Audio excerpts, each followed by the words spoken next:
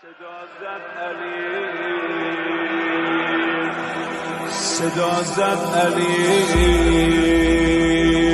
که بیرون برن بمونن کنارم بنی فاطمه، فقط این میون کسی که باید با اینها بمونه علم دارمه. اول فضل من علم دار من، توان سپاه حسین و حسن، بیا مهجوی کنارم بشی، بده جان بابا یه قولی به من، یه قول به بابات بده. از بچگی اینو براش تکرار کرده.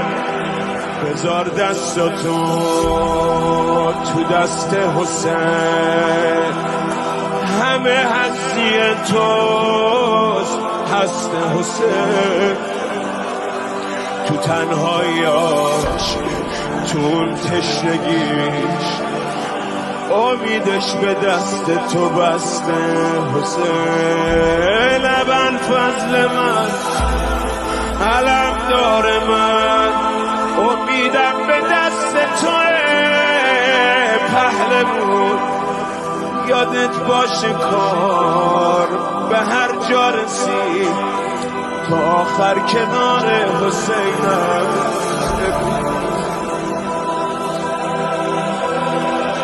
اول فضل من علم دار من، نذاری به عشق جسارت کنم،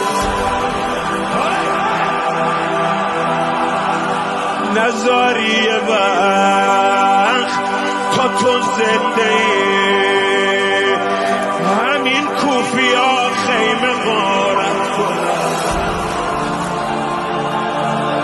اول فضل من علم دارم، یادت باشه آب روی توه، یادت باشه که خود فاطمه تو لحظه ها روبروی توه. قربانین داشت میشه دیدی حرفا رو میزد علی. حسینم بدون تون خاک و خون، تو آتیش به قلب خدا میزنی، یه روزی میاد غریب غریب توی خاک و خون دست و پا میزنی. بگو دختران مهیا بشن که کعبه نی از دشمنان میخورن، تو اون ازدهام میاد خواهرت حسینم، سرت رو جلوش از قفا